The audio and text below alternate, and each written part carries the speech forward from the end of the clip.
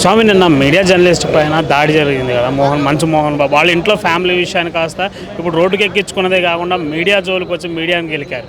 దీని మీద మీరు ఖచ్చితంగా మోహన్ బాబు చేసిన పని ముమ్మాటికి కరెక్ట్ కాదు. ఎందుకంటే ఒక సీనియర్ నటుడై ఉన్నాడు, పద్మశ్రీ అవార్డు గ్రహీత ఉన్నటువంటి మోహన్ బాబు ఈ రకంగా విచక్షణ రహితంగా భూతు పురాణాలు తిడుతూ మీడియా ప్రతినిధులపై లోగో తీసుకొని మీడియా ప్రతినిధుల దగ్గర లోగో గుంజుకొని మరి కొడుతున్నటువంటి వీడియోలు మీరు నిన్న వీడియోలు చూస్తే మనకి చాలా క్లియర్గా అర్థమవుతుంది.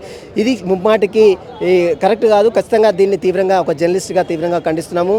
మరోవైపు మోహన్ బాబుపై వెంటనే 109 బిఎన్ఎస్ యాక్ట్ అంటే అటెంప్ట్ టు మర్డర్ 307 గతంలో ఉండేది, ఇప్పుడు 109 కింద అటెంప్ట్ మర్డర్ కేసు కింద కేసు నమోదు చేయాలి. మరోవైపు అతన్ని వెంటనే అరెస్ట్ చేయాలి. నిన్న ఎవరెవరైతే పార్టిసిపేట్ చేస్తారో వారందరినీ కూడా అరెస్ట్ చేయాలి. Police commissioner Rachakonda police commissioner Sudheer Babu entire ఇష్యూపై కూడా సమగ్ర దర్యాప్తు జరిపించాలని మేము డిమాండ్ చేస్తున్నాం. ఇప్పటికే సుప్రీంకోర్టు చాలా క్లియర్ జడ్జిమెంట్ ఉంది.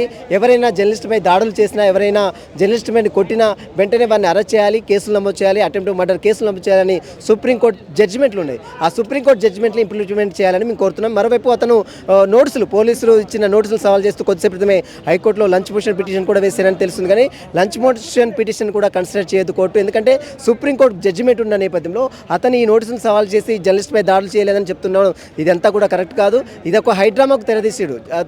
ముఖ్యంగా మనం చూడొచ్చు, నిన్న జర్నలిస్ట్పై అతనే కొట్టాడు, పోయి అతనే జైల్లో అతనే హాస్పిటల్లో అడ్మిట్ అయ్యాడు. ఇదంతా కూడా పూర్తిగా హైడ్రామా. అతని నటన మొత్తం కూడా మళ్ళీ బయట జర్నలిస్ట్ మీద చూపించే ప్రయత్నం చేస్తున్నాడు. కానీ ఇది ముమ్మాటికి కరెక్ట్ కాదు. మోహన్ బాబు, ఖచ్చితంగా నువ్వు శిక్షార్హుడే. నేను ఎట్టి పరిస్థితుల్లో ఉపేక్షించే పరిస్థితి లేదు. నీ మీద అటెంప్ట్ మర్డర్ కేసు నమోదు చేయాలి. నువ్వు జైలుకి వెళ్ళేదాకా జర్నలిస్ట్ సమాజం అయితే ఊరుకోదని డిమాండ్ చేస్తుంది.